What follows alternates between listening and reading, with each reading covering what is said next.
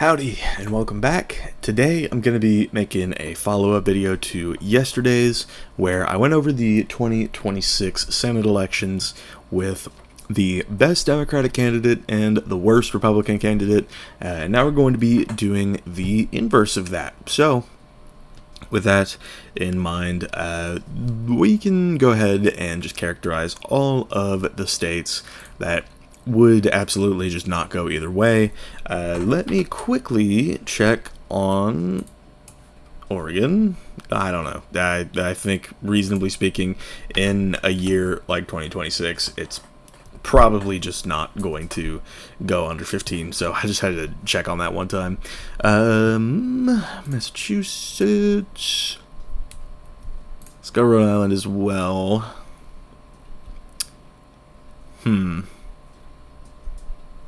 And I guess, yeah, I think that's it. Realistically speaking, that's probably all that we are going to get for the Democrats in terms of safe states. For the Republicans, of course, we're just going to label all of them that would go safe, with obviously this scenario being filled. A quick couple notes, of course, this does include states like Montana, where, you know, Steve Daines against literally anybody other than John Tester would get this in the safe category. So yeah, it's like, no matter how you cut this, it's like Tester as the best Democrat.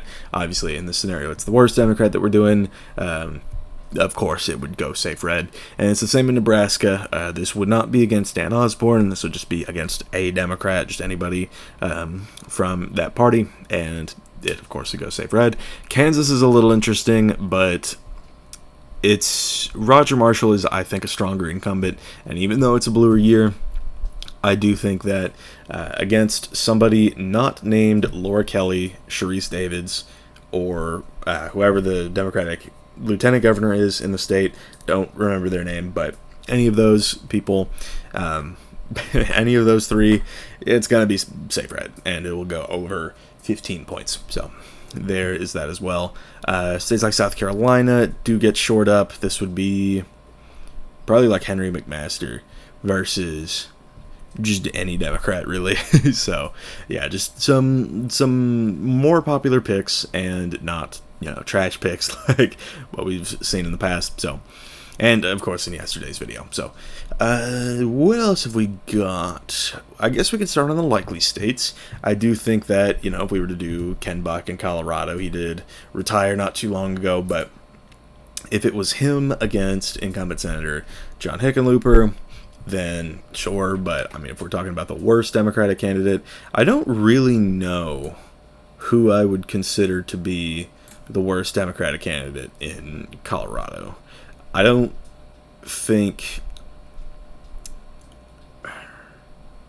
because, like, I'm not too familiar with Colorado politics necessarily. I don't know who's strong and who's weak. Somebody like Yadira Caraveo did win in a redder environment, and then lost in a bluer one, I guess. So this is really just sort of Ken Buck as, you know, this stronger Republican who won his district in 2022 by 24% and won 60% of the vote. Definitely a more moderate pick from the looks of things. He retired specifically because his party was going too far to the right. So, you know, he'd be a good candidate, but he would lose ultimately to just about anybody. Not just Hickenlooper. It would all of it would fall between 5 and 15 points. Is kind of what I'm saying here. What else have we got for the Dems?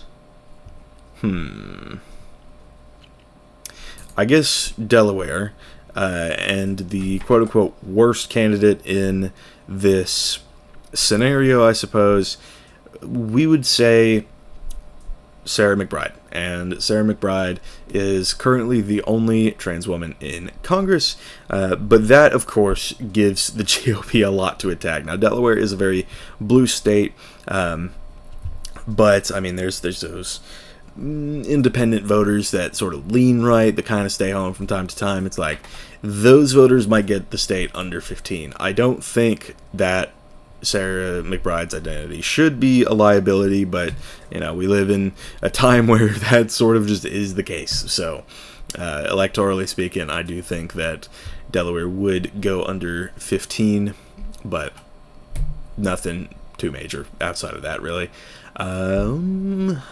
What else is there? Probably Illinois, and this is kind of an interesting one. I didn't characterize it immediately at first because I was like, okay, what? Rod Blagojevich just got out of prison. He got indicted about 15 or so years ago for some crazy stuff, and yeah, but if he were to run for Senate as a Democrat in Illinois, he'd probably win by, I don't know, 7-8 points.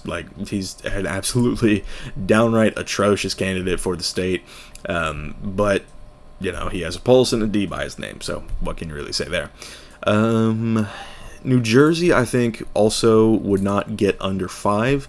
I think this would be, of course, or who would the weakest Democrat be in New Jersey?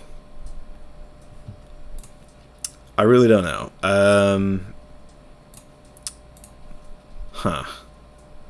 We could go with, I don't know, Nellie Poe, for example. It's she won her district by about, 5 points, where her predecessor was well known in New Jersey politics. Can we get here? Okay.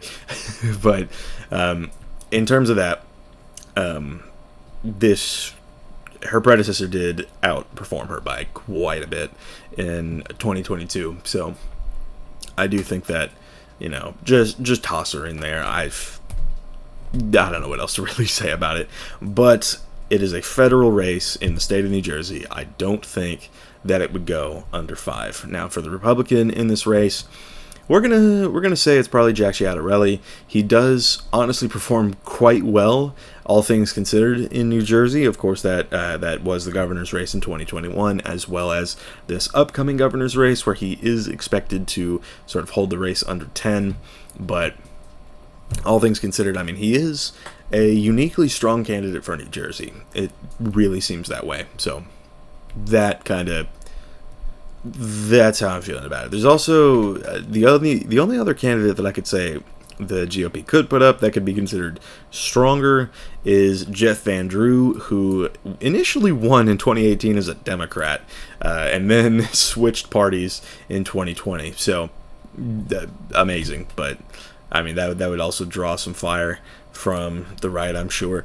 But overall, yeah, sure. We're going to stay with Ciattarelli here. So that's the New Jersey race for you. And then what else do we want to characterize? That may just be it for the Dems. I think that's it. Of course, because, we can't do Maine or New Hampshire. For the Republicans. We could do Iowa. I think this is going to be Ashley Hinson versus... For the Democrat, I think just throw in anybody at this point. Anybody not named Rob Sand, just sort of any generic Democrat, I think would lose this race by close to 15. I don't quite think it would get over necessarily, but sure. I mean, it would, under 15, maybe 14.5 for Ashley Hinson there. Florida, this is going to be the Ashley Moody seat. If she were to run against just any random Democrat, then I don't know. I mean, you know what? No. Charlie Crist runs for the Democrats in this scenario. Why not? That's a bad candidate that the Democrats could field down there. So Charlie Crist down in Florida, safe red. there you have it. So what else is there? We could do. Oh, okay, right. It was staring me right in the face. Ohio, I think this one is quite obvious. Incumbent Senator John Husted would be the choice here. You could also argue Mike DeWine as just sort of a more popular and well-known figure across the state, but For this, I guess we can go with Husted. But for the Democrat, it would also kind of just be anybody. Like, it could be any of these random representatives. Maybe not so much Marcy Kaptur or Sykes here, but Wanda Sykes, I think. Why would I say Wanda Sykes? What the hell? I watched Pootie Tang not too long ago. Emilia Sykes. What the hell? Dude, what is going on in my brain? But Emilia Sykes and Marcy Kaptur might outperform a little bit. I don't think we would consider them to be the worst Democrats.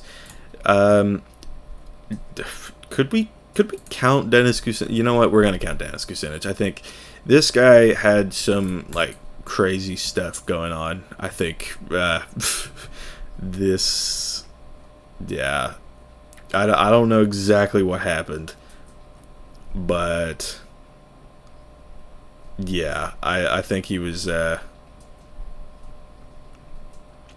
Bro, I don't know. This is sort of like, yeah, he did sort of spoiler this most recent race. I think it was like there was something going on with that guy. So I don't know. We're gonna say Houston wins this by like 12. Why not? Just toss out a number. Alaska is up next. I think we could say Dan Sullivan, the incumbent here, would win rather handily against really just about anybody. I don't know of any particularly bad Democrats in the state, but it's also just kind of an anybody kind of thing. It's like if he were to run against anybody outside of Mary Peltola, then I think he'll probably win by like a very likely margin, like 12 to 14 points, something like that. So there you go. Texas will also be joining the bunch. This is my home state, so of course I know things, right?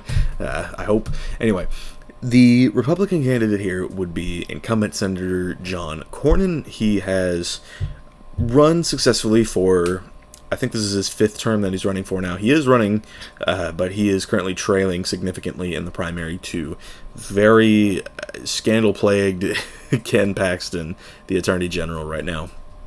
But in this scenario, where it's the strongest Republican versus the weakest Democrat, I would say that Cornyn would be the pick for the strongest Republican just right now. He is the incumbent.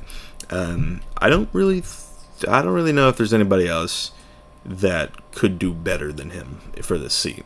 So there's that. For the weakest Democrat, though, this is kind of interesting. Yesterday, Jasmine Crockett said that she has been thinking about running for Senate, and personally, that's my pick for the weakest Democrat in the race. It's like, I don't know, dude, if they start like backing her and getting her to like beat Colin Allred, James Talarico, etc., it's like, bruh, the Democrats are just shooting themselves in the foot at that point. It's like she's good in her safe seat in the House, but that would not translate over to a statewide victory at all whatsoever. So I think Cornyn would probably win this by probably about 14-ish. That's how I'm feeling about it. So we're down to just states that I believe would go by under 5, with the exception of maybe Maine for Susan Collins here. The Democrat would be, it would be just kind of some no name. I don't really know who I could really say could run here and then underperform super heavily. But I don't know. I really don't have a candidate in mind necessarily. Basically just some random, I think, is what we can really say about it. Just any random Democrat that sort of just does not campaign. It's like anybody who just doesn't rise to the occasion and understand that Susan Collins is very, very strong. So there we go. Maine, likely red. So now we're down to these last 7 states. We're going to start in Virginia, where I do think Mark Warner would defeat Glenn Youngkin in this scenario by about 4 to 5, something like that. Youngkin is a popular governor in the state. Would it translate over to a federal race very well? I'm not sure, especially not in a year like 2026, and Warner is a reasonably popular senator. I think Warner would win here, but Youngkin would bring it close. So that's what's going on there. Next up, where do we want to go? We could do... How about we... Okay, let's go to New Mexico. Why not? New Mexico, the next state on the list. This is kind of an interesting one. I think we could say, like, the most recent Republican to hold any sort of elected congressional office here would be Yvette Harrell when she won in 2020 by honestly a pretty substantive margin against the former representative who won in 2018's Blue Wave. So she honestly did turn the tide pretty well. She was also a representative. No, she was not a representative in 2016. This district just flipped, but she did perform well in her 2020 bid, and even though her district got drawn to be bluer, she did put up a hell of a fight and did not go down easy. So that, I think, is going to be our strongest Republican candidate. As for our weaker Democrat, I don't know. Maybe former Representative Xochitl Small. I think just losing like this in 2020, just I don't know. She's kind of just anybody to throw in here. I don't really think that there's any particularly weak Democrat.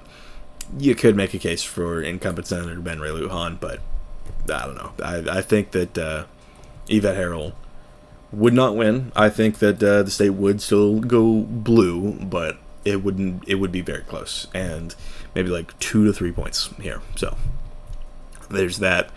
Next, I guess we can move over to North Carolina. As for a strong Republican candidate, for the Senate, we could go with Tom Tillis. He is the incumbent senator who did drop out of the race, but has honestly performed well enough. Or, call Richard Burr back in. Why not? Why don't we? But Tillis, he's won narrowly a couple times, and I think that if he were to go against basically just any random Democrat, just anybody really, just somebody who just doesn't really perform all that well, just it really is just anybody, because there are strong Democrats in North Carolina. I mean, Don Davis in the House, obviously some of the statewide elected ones like Roy Cooper, who is currently running, very, very strong. Josh Stein, very strong. Jeff Jackson, very strong.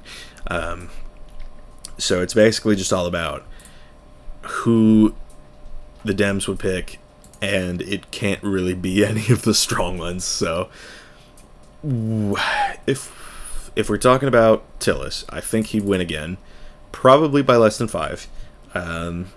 Probably by a similar margin, like, who knows? He won by 1.6 in 2014, won by 1.7 in 2020, call it 1.8 in 2026. Why not? Just keep that increase going, and he would win here. There's just not really anybody that I would consider to be particularly weak in the state. So, there we go. I guess we can go over to New Hampshire. This one might be a bit of a bombshell, but if incumbent governor... or not incumbent, but former Governor Chris Sununu were to run, it's honestly kind of perplexing why he didn't, but if he were to run against just really sort of anybody, maybe Maggie Goodlander, I mean, I guess, just she didn't really perform as well in 24 compared to Annie Custer before her, but yeah, somebody like Maggie Goodlander, or, I mean, I'm hesitant to even call her weak. It's just like, could even throw in Joyce Craig, who lost by 9.3 in the most recent election. So I don't know. Go ahead and say it's Craig. Why not? So just Chris Sununu, popular former governor, versus anybody really, then that would be probably a lean red race for Sununu. Call it maybe 2 to 3 points, something like that. It would be very close and competitive, but in this scenario, strongest Republican candidate would come out on top. So down in Georgia, obviously that's going to be Kemp for the Republicans, but I don't really know of any names for House, or from the House rather, outside of maybe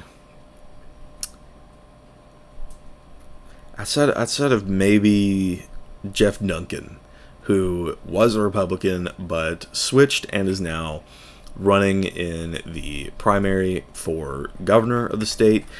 I don't think he'd really capture Democratic votes like that. You could also make a case for Stacey Abrams. It would just be a rematch of, both of the governor races in the last 2 cycles of that. So, I don't know. I think Kemp would win against a weak Democrat, probably by about 3 to 4. Just a thought. There you go.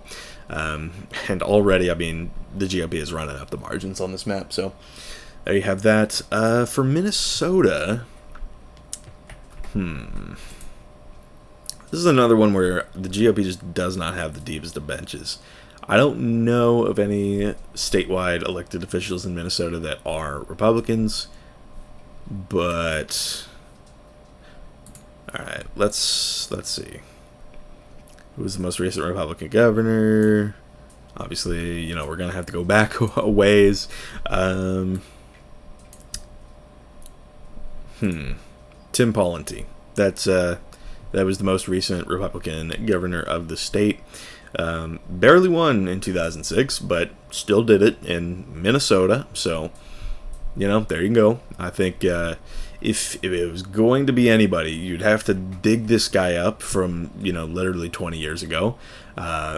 And for the weakest Democrat, I know that Ilhan Omar really has a rep, and she is currently a representative from Minnesota's 5th.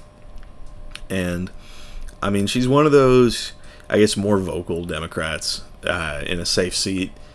And, campaign however you want, go about your business however you want. But in terms of this hypothetical scenario, I think it would be very close, but she probably would come away with a win.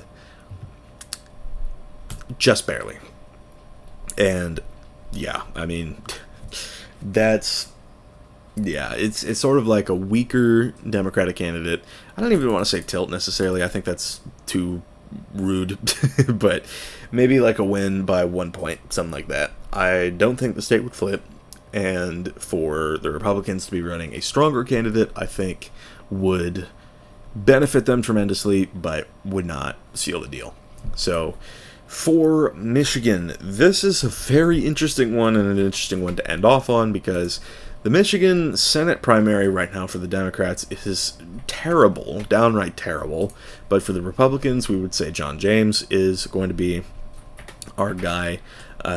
In the 2020 Senate election, people weren't really paying attention to this race.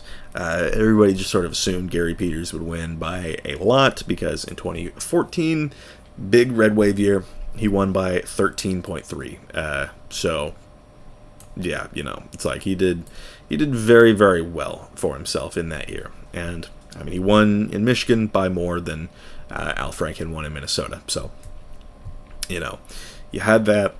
Peters was a strong incumbent, but James really brought it close in 2020. And, he outperformed Trump, and I think that is something that is rare in the state, so he's definitely our guy. But in terms of the Democratic nominee,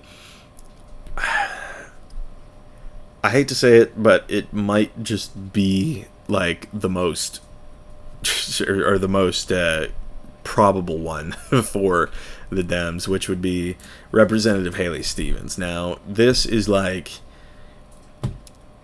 amount of money this woman has received from AIPAC is crazy, and I think that's gonna really hurt her in the general election coming up. This is gonna be just a very, very hard seat to hold on to. going forward. But if it's James versus Stevens, really and truly, candidate quality matters so much.